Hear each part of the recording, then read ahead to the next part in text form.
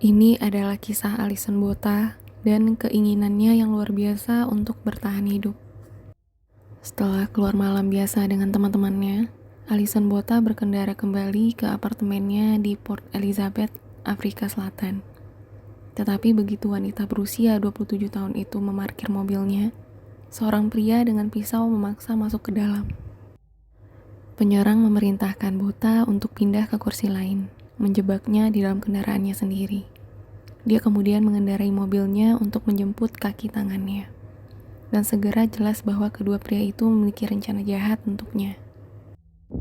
Penculik Bota kemudian diidentifikasi sebagai Frans Dutoit dan Theuns Kruger, membawanya ke daerah terpencil di pinggiran kota.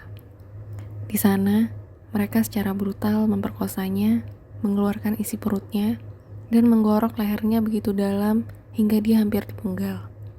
Akhirnya, mereka meninggalkannya untuk mati di tempat terbuka. Tapi Bota masih bernafas. Saya menyadari hidup saya terlalu berharga untuk dilepaskan, katanya kemudian. Dan itu memberi saya keberanian untuk bertahan hidup. Alison Bota lahir pada 22 September 1967 di Port Elizabeth, Afrika Selatan. Orang tuanya bercerai ketika dia berusia 10 tahun. Dan Bota menghabiskan sebagian besar masa kecilnya tinggal bersama ibu dan saudara laki-lakinya. Di tahun-tahun awalnya, Bota menjalani kehidupannya yang cukup normal. Dia menjabat sebagai kepala sekolah di The Collegiate High School for Girls di Port Elizabeth. Ketika dia menyelesaikan pendidikannya, dia menghabiskan beberapa tahun bepergian. Dan setelah dia kembali ke rumah, Bota menemukan pekerjaan sebagai broker asuransi yang dia nikmati. Malam serangannya tampak seperti malam biasa, setidaknya pada awalnya. Setelah menghabiskan beberapa waktu di pantai bersama teman-temannya, Bota membawa mereka kembali ke apartemennya untuk makan pizza dan permainan. Ketika sebagian besar kelompok pergi, Bota mengantar teman terakhirnya pulang. Kemudian Bota kembali ke apartemennya. Tapi dia tidak akan berhasil masuk. Setelah Bota memarkir mobilnya, dia meraih kursi penumpang untuk mengambil tas cucian bersihnya untuk dibawa ke dalam. Tapi dia tiba-tiba merasakan embusan udara hangat. Seorang pria dengan pisau telah membuka pintu pengemudi. "Minggir, atau aku akan membunuhmu," katanya. Dengan ketakutan, Bota melakukan apa yang diperintahkan. Pria itu mengambil kendali mobil dan segera melesat pergi. "Saya tidak ingin menyakiti Anda," kata pria yang mengidentifikasi dirinya sebagai Clinton. "Aku hanya ingin menggunakan mobilmu selama 1 jam." Clinton, yang bernama asli Frans Dutoit, kemudian pergi ke bagian lain Port Elizabeth untuk menjemput temannya Theuns Kruger.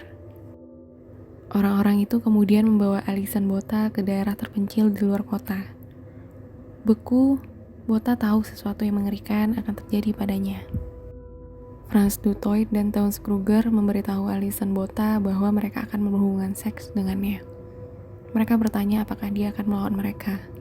Jelas terjebak dan ketakutan akan hidupnya, Bota mengatakan tidak. Kedua pria yang memiliki riwayat kekerasan terhadap perempuan sama-sama memperkosanya. Dan mereka segera bertekad untuk membunuhnya juga. Awalnya, mereka mencoba mencekiknya. Tetapi meskipun dia kehilangan kesadaran, Bota tetap hidup. Frustrasi, Dutoit dan Kruger membawa kebrutalan mereka ke tingkat berikutnya. Mereka menikam Bota setidaknya 30 kali di perut. Bota kemudian mengingat bahwa Dutoit secara khusus ingin memutilasi organ reproduksinya. Tapi entah bagaimana, para penyerang melewatkan bagian-bagian tertentu dari tubuhnya. Ketika kaki Bota berkedut, Dutoit dan Kruger memutuskan pekerjaan itu belum selesai. Mereka kemudian menggorok lehernya 16 kali. Yang bisa saya lihat hanyalah lengan bergerak di atas wajah saya. Gerakannya mengeluarkan suara basah, itu suara dagingku di sayat terbuka. Dia menggorok leherku dengan pisau, lagi, dan lagi. Pikiran Bota berjuang untuk memahami apa yang terjadi padanya. Rasanya tidak nyata, tetapi sebenarnya tidak. Katanya, "Saya tidak merasakan sakit, tapi itu bukan mimpi, ini terjadi." Pria itu menggorok leherku. Saat para pria akhirnya mundur, Bota mendengar mereka mengagumi pekerjaan mereka dan bicara dalam bahasa Afrikaans. "Apakah kamu pikir dia sudah mati?" Salah satu penyerang bertanya. Tidak ada yang bisa bertahan dari itu, jawab yang lain. Tampaknya puas bahwa mereka telah membunuhnya. Dutoit dan Kruger pergi, tapi sedikit yang mereka tahu bahwa Botha masih bernafas.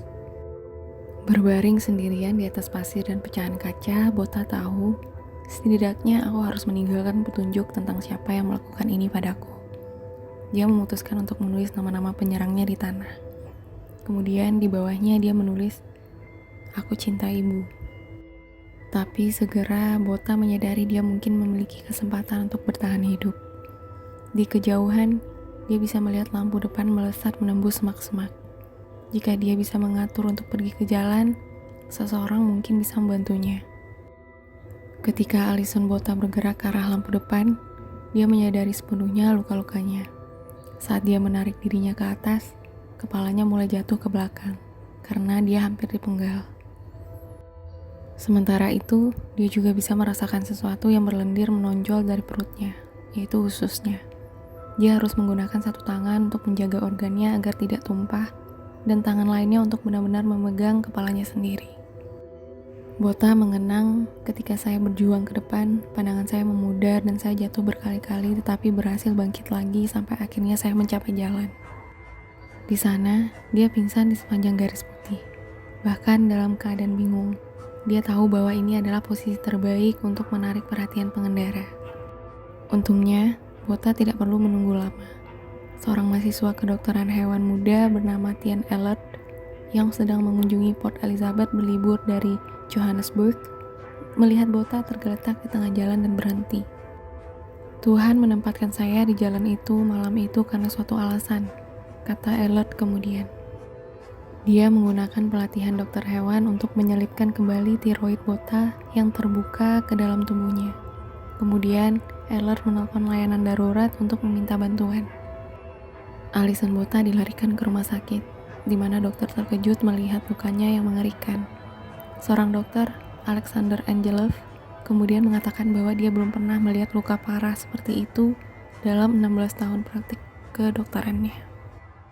Botha berada di ambang kematian, tapi dia berhasil melewatinya, dan dia juga mengingat semua tentang penyerangnya. Dia segera dapat mengidentifikasi mereka dari gambar polisi saat dia masih di rumah sakit. Hal ini menyebabkan penangkapan cepat dari pemerkosa Ripper, sebagaimana mereka disebut di media. Percobaan Nurhook Ripper berikutnya menarik perhatian orang Afrika Selatan di mana-mana. Baik Dutoit dan Kruger mengaku bersalah atas 8 dakwaan, termasuk penculikan, pemerkosaan, dan percobaan pembunuhan. Mereka berdua dinyatakan bersalah dan dijatuhi hukuman penjara seumur hidup pada Agustus 1995. Tetapi meskipun yang terburuk ada di belakangnya, Alison Botha masih menderita luka fisik dan emosional dari cobaan itu. Untuk pulih, dia memutuskan bahwa dia harus menghadapi apa yang telah terjadi padanya. Alison Botha segera mulai berkeliling dunia, menceritakan kisahnya di setidaknya 35 negara. Salah satu wanita pertama dari Afrika Selatan yang berbicara di depan umum tentang pemerkosaan, baik di negara asalnya maupun di luar negeri. Dia membantu menginspirasi para penyintas lainnya untuk maju dan menceritakan kisah mereka juga. Serangan itu telah menempatkan saya di jalur ini di mana saya bisa berkeliling dunia dan membantu menginspirasi orang lain, kata Botha. Pada tahun 1995, Botha memenangkan penghargaan bergengsi Rotarian Paul Harris Award untuk keberanian melampaui norma, dan penghargaan Woman of Courage dari majalah Femina. Dia juga dihormati sebagai warga tahun ini untuk Port Elizabeth. Tetapi bagi Alison Botha, mungkin hadiah terbesar dari semuanya adalah kelahiran kedua putranya. Selama serangannya, Dutoit secara khusus mencoba menghancurkan organ reproduksinya.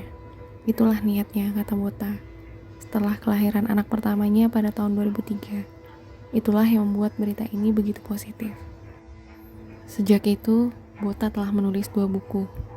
Pada tahun 2016, kisah kelangsungan hidupnya dihidupkan dalam film Alison, dan hari ini dia masih dianggap sebagai salah satu pembicara motivasi paling inspiratif di dunia. Hari ini, kisahnya berdiri sebagai contoh kebobrokan manusia dan kekuatan jiwa manusia. Hidup terkadang membuat kita merasa seperti korban, Botha pernah berkata. Masalah dan kesulitan dan trauma disajikan kepada kita semua, dan terkadang mereka dapat dibagi dengan sangat tidak adil. Ingatkan diri Anda bahwa Anda tidak harus bertanggung jawab atas apa yang orang lain lakukan. Hidup bukanlah kumpulan dari apa yang terjadi pada Anda, tetapi tentang bagaimana Anda merespon apa yang telah terjadi pada Anda. Sekian untuk cerita hari ini. Semoga kita selalu dalam lindungan Tuhan. Sampai ketemu di cerita yang lebih menarik lainnya. God bless you.